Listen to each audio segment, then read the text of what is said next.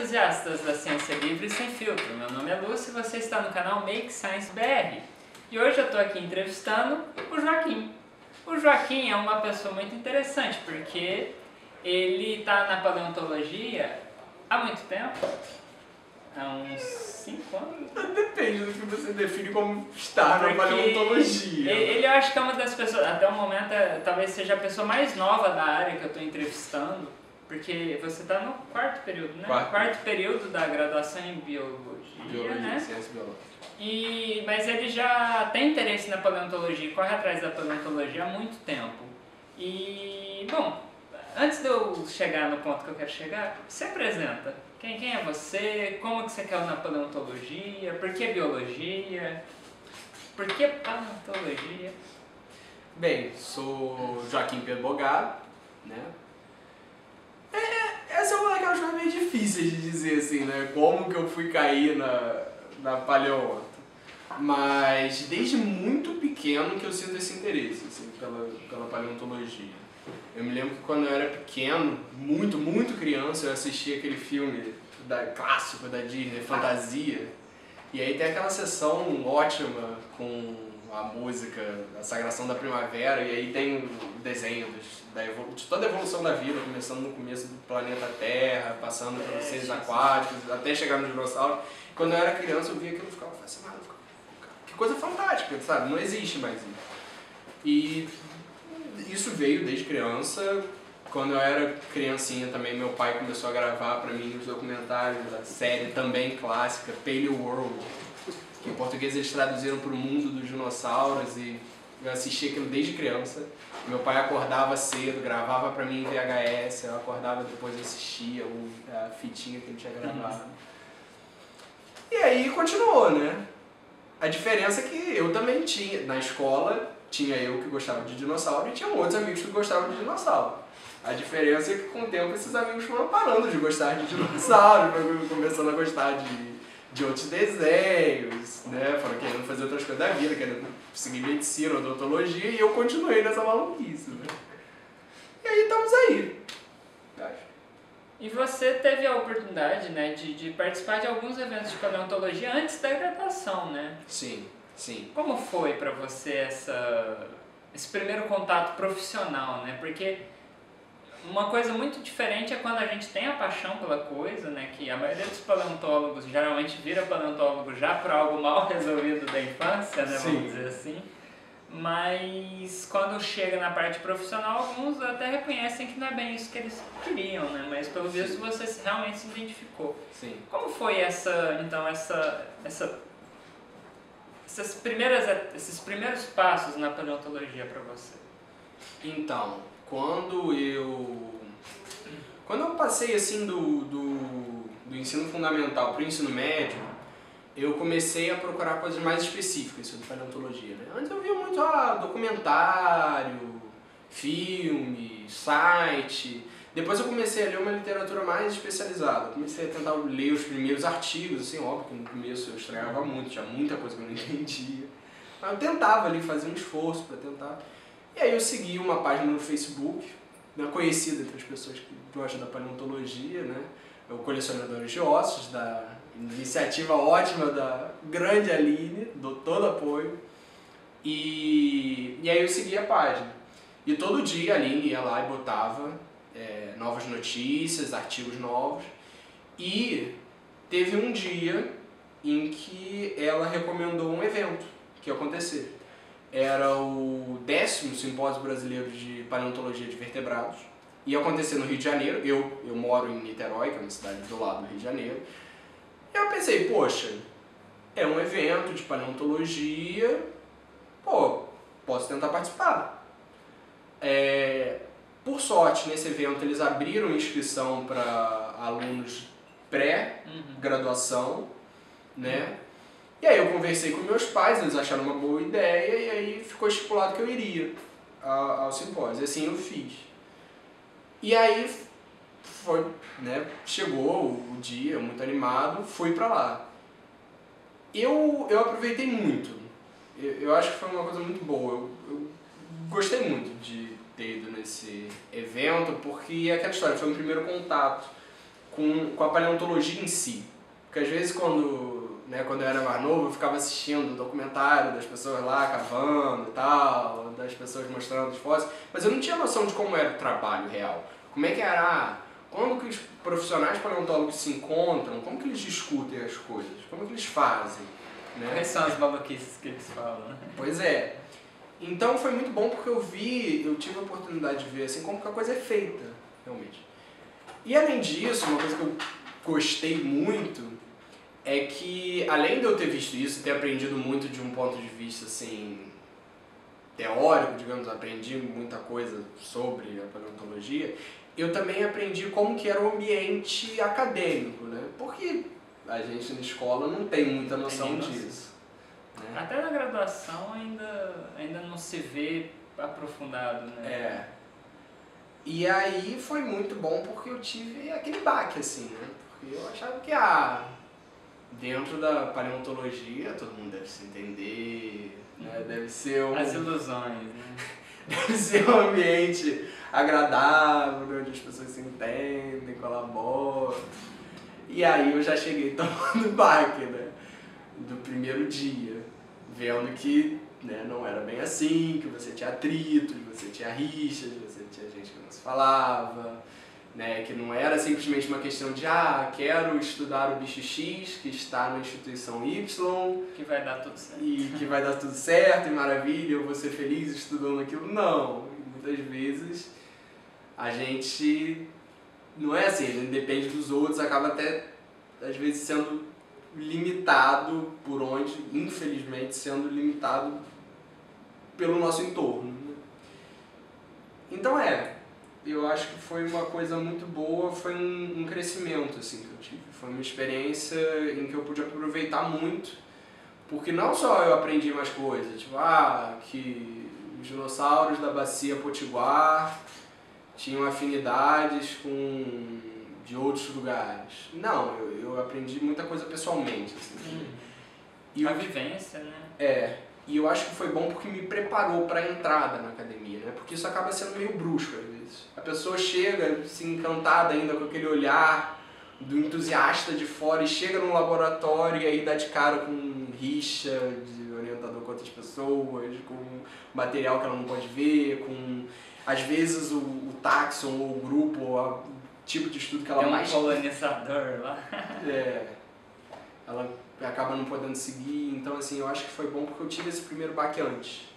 E quando eu finalmente entrei na Você faculdade... já estava meio que calejado. Eu já estava calejado e eu já estava meio que sabendo assim, o jogo.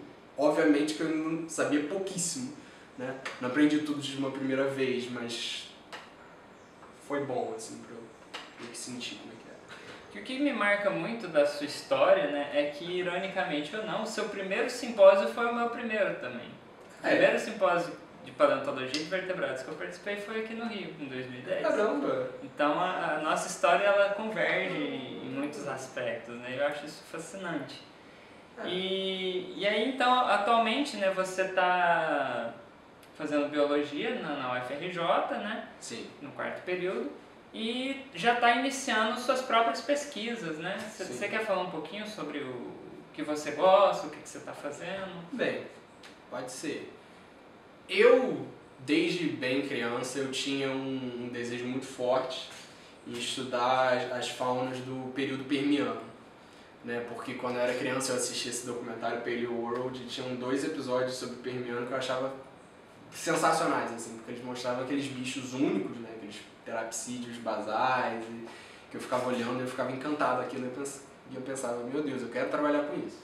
Só que, infelizmente, né, aqui a gente acaba tendo as nossas... pro bem ou pro mal, né? Não necessariamente isso é uma coisa ruim, porque acaba abrindo novos horizontes, mas aqui no Rio de Janeiro você não tem praticamente material do Permiano. E o que tem não é de sinapsídeo, que era o que eu queria trabalhar.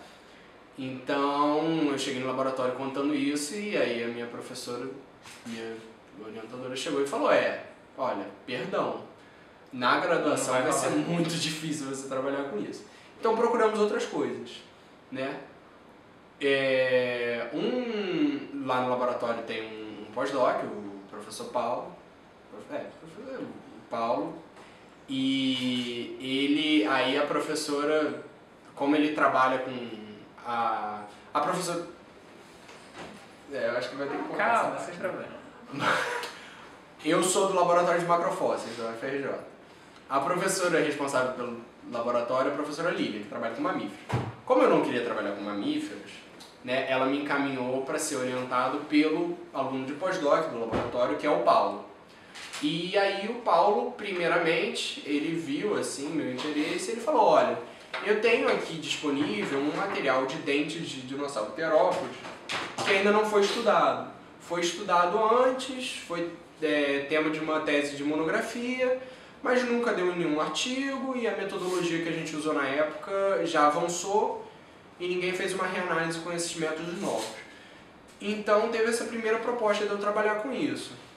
Só que eu acabei não me encontrando muito, assim, não gostei muito do trabalho, tinha muitos empecilhos, assim, era difícil de lidar com o material, eu mesmo não me interessei muito pelo assunto. Quando não rola a química... Pois é. Isso, inclusive, é uma coisa bem legal, né? Não necessariamente a primeira coisa que você vai trabalhar... Tem que ser pro resto da sua vida. Pois é. Mas aí, então, eu tava meio que carregando isso meio que com a barriga, né? Só que aí eu, para uma matéria que eu fiz na faculdade, fiz um trabalho sobre tartarugas.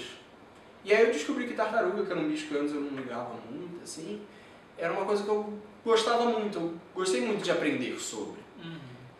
E aí agora eu tô querendo começar a pesquisar as tartarugas, então eu tô querendo enveredar aí agora, saindo da morfometria dos dentes de dinossauros terópodes e para a área de tartarugas fósseis. Muito legal. E aí então você está começando, né, agora, suas pesquisas e tudo mais. E aí, eu acho interessante você relatar esses primeiros passos, né, porque muitas vezes as pessoas que estão assistindo e que me acompanham nas redes sociais são pessoas que ainda estão no ensino médio e que querem virar paleontólogos e que me perguntam, né, como é exercer a profissão, como é esses primeiros passos, né? Eu acho que uma pessoa que acabou de passar por isso é o melhor exemplo que eu posso dar para vocês, né? Então, assim, só pra gente já finalizar, né, que tipo de dica você poderia dar para quem tem interesse na área, mas ainda não está na graduação, né, assim, das suas vivências, o que você recomendaria para as pessoas? Olha, algumas coisas. Primeiro é isso, buscar uma literatura mais especializada. Porque muitas vezes você acaba seguindo pelo que eu fazia quando eu era criança, pelo que eu vejo que muitas pessoas faziam, que assim, ficar mais em documentário, site mais informal e tal. Isso é muito bom, né? Ele dá uma visão geral para você no início, que é muito boa, principalmente quando você é mais novo. Mas à medida que você vai ficando mais velho, vai assim, tendo seus conhecimentos vão crescendo, eu acho que é uma boa dar esse segundo passo e passar a ler uma literatura mais especializada, não necessariamente um artigo propriamente dito científico, mas textos de divulgação científica mesmo, sim, né? Exatamente. Você vê a divulgação científica, né? A gente tem bons... tem que tomar cuidado, tem muita divulgação científica mal feita, mas também tem muitas pessoas que fazem uma boa divulgação. Uma dica de divulgação que eu tenho é o Colecionadores de Ossos, né? Eu acho que eles fazem um ótimo trabalho, né? Tem outros. Tanto o blog quanto o canal. Né? Sim. Tem... a página do Facebook também é muito boa, porque assim, infelizmente, eu agora na graduação, eu tô nos períodos mais corridos do ciclo básico, eu tenho pouco tempo, então eu não consigo mais ficar entrando sempre. Mas eu lembro que pelo menos quando eu seguia, cara, todo dia praticamente tinha coisa compartilhada, artigo de divulgação, artigo científico mesmo, eventos que iam acontecer. E, bem, falando em evento, outra sugestão que eu tenho é essa. Evento científico, infelizmente, não é uma coisa tão acessível. Muitas vezes a gente acontece em algum lugar longe de onde a gente mora, você tem um preço de inscrição que às vezes é caro, né? Tem um preço de transporte quando é longe, então realmente nem sempre dá para ir, mesmo quando a gente já tá mesmo quando a gente já tá na área, mesmo quando a gente é profissional, seria legal apresentar alguma coisa, não dá para ir. Mas eu acho que assim, se você tiver condição, se você tiver interesse, se você tiver apoio, comece aí em eventos científicos. Só um parênteses, né? Como eu já tenho vídeos falando, é que eu não sei quando esse vídeo vai sair, mas aproveitem as Palios. As Palios são eventos regionais que acontecem todos os anos. Basicamente todas as regiões do Brasil têm. Eles são gratuitos ou com inscrições muito baratas. E é um ótimo primeiro contato, né? Assim, em termos de acessibilidade. A Palio realmente é um ótimo começo, assim, eu acho. Porque por ser regional e por acontecer todo ano, a chance de acontecer uma Palio perto de onde você mora, ou às vezes até na sua cidade, é muito alta. E assim, a inscrição é gratuita, é um evento menorzinho, então vai menos gente, mas em compensação vai gente daquela região. Então você muitas vezes vai ter contato direto com os pesquisadores que trabalham perto de onde você mora, e aí você vai saber quais laboratórios tem aí, com o que cada pessoa pesquisa. Então eu acho que é realmente uma coisa bem legal, assim, de ir nas Palios. Se puder ir nos congressos brasileiros de paleontologia, nos simpósios mais específicos de paleobotânica, de invertebrados, de paleovertebrados, é uma ótima, mas a paleo é dica certa.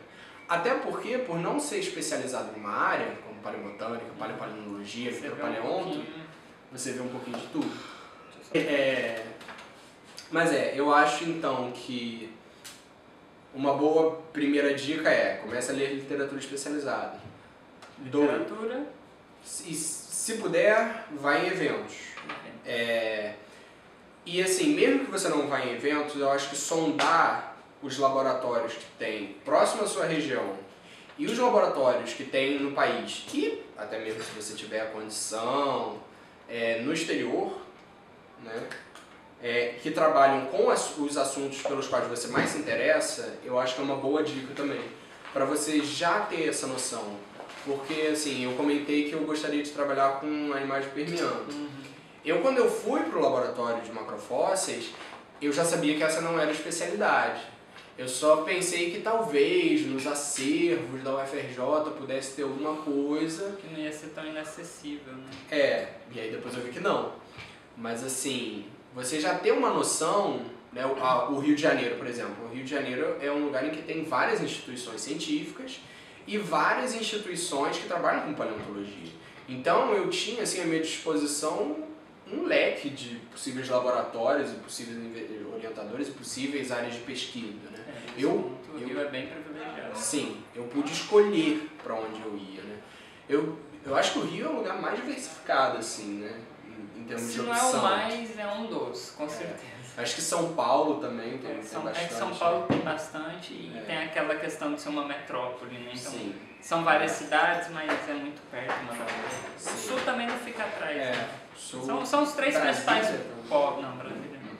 São esses três principais polos, né? Rio, São Paulo e o Sul. Mas assim, eu acho que a dica é essa. E todas essas dicas, elas conseguem se resumir a uma coisa, que é você já tentar entrar na área, né? Obviamente, poxa, você não vai estar, a não ser que seja um caso excepcional, você não vai estar no segundo ano do ensino médio publicando em revista de conceito alto, fazendo descobertas maravilhosas. Talvez, se você der sorte, você pode até ter algumas incursões, assim, em alguns laboratórios, mas não vai ser nada muito grandioso. Agora, se você já puder entrar no meio, conhecer as pessoas da área, saber o que elas estão pesquisando, quais são as notícias novas na paleontologia, eu acho que você já vai estar muito bem encaminhado. Eu só complementaria com duas coisinhas, né? Em algumas cidades, tipo o próprio Rio de Janeiro, em algumas instituições, elas têm parcerias com as instituições paleontológicas, né? E aí você já pode estagiar no ensino médio. Sim. Então PIBIC Júnior, né? Não é toda instituição que tem isso, mas as que tem, é uma forma de você ter esses contatos que ele está falando. E a outra, obviamente, visite museus. Sim. Visite museus, na sua cidade, perto da sua cidade, onde você for visitar. incluam um museu, mesmo que não seja de paleontologia, mas incluam um museu no seu plano de visitação. Sim. Vale muito a pena. E assim, museu não só para quem tô no ensino médio, agora vou visitar um museu. Museu, visite desde sempre. Marque dia com seus amigos, leve na família. É lazer e aprendizado. Museus, ainda mais hoje em dia, eu acho que assim, é nosso dever fortalecer a imagem dos museus, assim, visitar mais eles, fazer propaganda entre os nossos conhecidos, porque eles são assim, instituições fundamentais, a meu ver, assim, para... Não, sem museu não tem pesquisa. Pois é. E é muito bom que a gente fortaleça eles. Algum último recado para... Acredito que foi tudo. Foi tudo. Então, pessoal, a gente vai encerrar por aqui, né? Muito obrigado, Joaquim, pela disponibilidade, por obrigado a você. se dispor a falar aqui. Foi muito interessante. Então, pessoal, muito obrigada a todos e todas que gostam do meu canal, que deixam um like, compartilham, comentam. E se você é um estudante ainda que está pensando em seguir ou não na paleontologia, deixa seus comentários, a gente pode tentar te ajudar de alguma forma. Sim. Agradeço É um prazer. Principalmente aos meus padrinhos e madrinhas que me ajudam financeiramente na manutenção do canal. Sem vocês, dificilmente eu estaria conseguindo manter o canal como eu estou mantendo agora, né? Então sou muito grato a vocês. E se você tem condição financeira, considere, e gosta do meu canal, obviamente, considere se tornar uma madrinha ou padrinho e dar mais uma forcinha aí pra mim. Então, gente, muito obrigada. Mais uma vez, muito obrigado, Joaquim. Obrigado. Um grande beijo. Tchau, tchau, gente. Tchau.